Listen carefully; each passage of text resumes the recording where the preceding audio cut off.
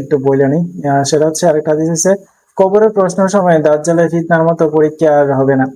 এখানে সবচেয়ে বড় যে কথাটা আমি বলতে চাই, আসলে আমরা জানি কবরে 3টা প্রশ্ন করা হবে, কি কবরে মাটি চাপা থেকে কি রেহাই পাবে না।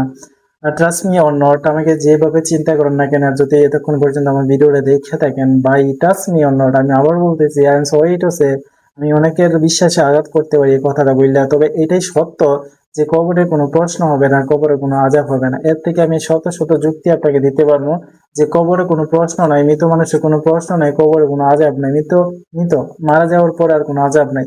যতদিন পর্যন্ত আপনি জীবিত আছেন ততদিন পর্যন্ত আপনার আযাব হবে, এবং মৃত্যুর যন্ত্রণা সবচেয়ে ভয়ঙ্কর হবে বা বেষ্টতের। আর সবচেয়ে মানে মানে আযাবের বিষয়টা আসবে তখন যখন আবার মানুষকে জীবিত করা হবে, বিচার নিকাশ করা, হিসাব নিকাশ করা হবে, এবং সর্বশেষ ফাইসালা করবেন আল্লাহ তাআলা, কে জান্নাতে যাবে কে জাহান্নামে যাবে।